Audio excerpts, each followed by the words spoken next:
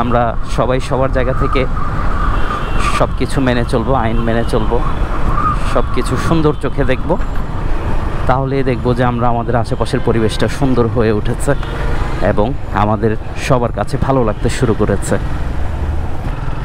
যে আপু পুলিশে জব করে অথচ হেলমেট নাই, হেলমেট ছাড়া বাচ্চাকে নিয়ে যাচ্ছে।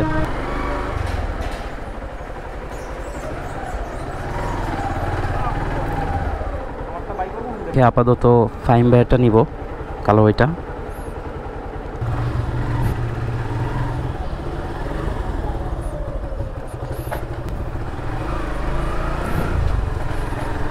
তো বের হয়ে গেলাম ফাহিম ভাইয়ের বাইক নিয়ে। এখন আমরা যাব বংশালের উদ্দেশ্যে।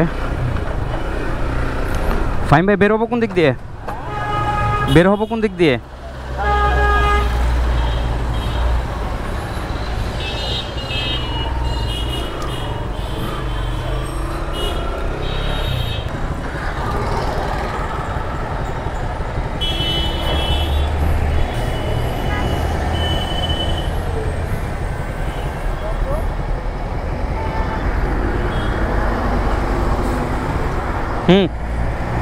হ্যাঁ ঠিক আছে।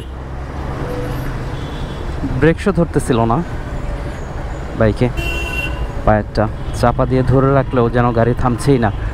এখন মোটামুটি একটু কাজ করতেছে। ফাহিম ভাই আবার একটু নিচে গুতাগুতি করলো।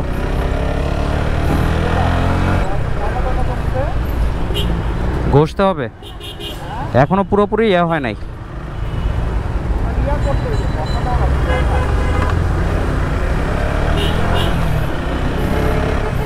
আসলে এরকম রোডগুলোতে, যখন মেন রোডগুলোতে চলাফেরা করতে হয়, তখন অবশ্যই সতর্কতার সাথে বাইকের ব্রেক কন্ট্রোল বা যে কোনো পরিবহনেরই ব্রেক সিস্টেমটা অবশ্যই চেক করে বের হওয়া উচিত। অন্যথায় রাস্তায় যে কোনো সময় যে কোনো দুর্ঘটনার সম্মুখীন হতে পারেন।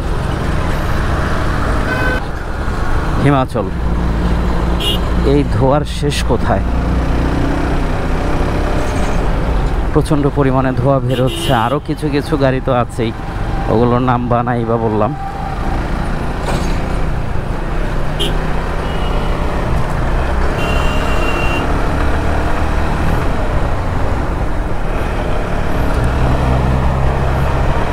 কালো ধোঁয়া আসলে খুবই ক্ষতিকর। আমরা তো বাইরে যাব, বাইরে না?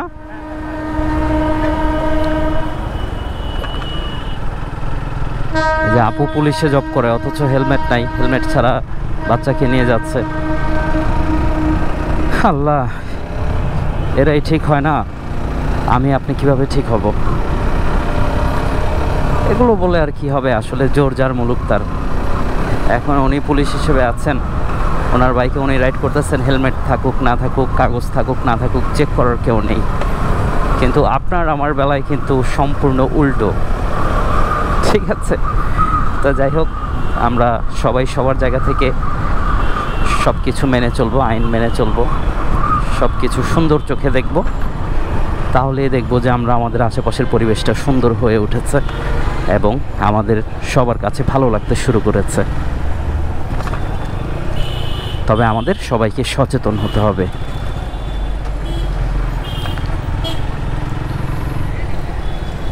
আজকে তো জ্যাম একটার পর একটা লেগে আছে। ঘটনা কি?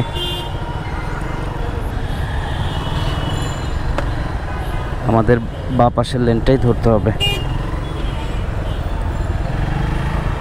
বাঁ পাশের লেনটা হচ্ছে রিক্সা মোটরসাইকেল যায়, মাঝখান দিয়েও যায়, বাট বাঁ পাশে গেলে যেমন যারা এই সিগন্যালের পরবর্তীতে সামনের দিকেই যাবে, এই গাড়িগুলো সবগুলোই ধরতে গেলে বাঁ পাশেই থাকে।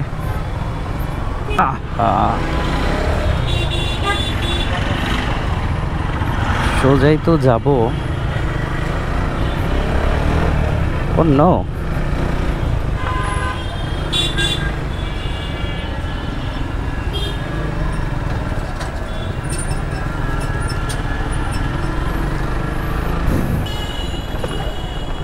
হ্যাঁ সিগন্যাল পড়ে গেছে, সমাধান করাই যায়।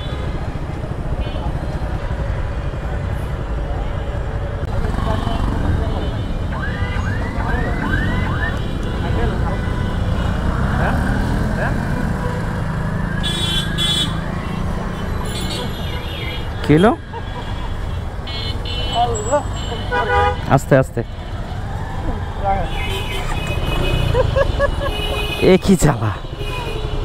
যাক, নতুন কিছু শিখলাম। নেক্সট টাইম ভাই আর এরকম ভুল হবে না আমার।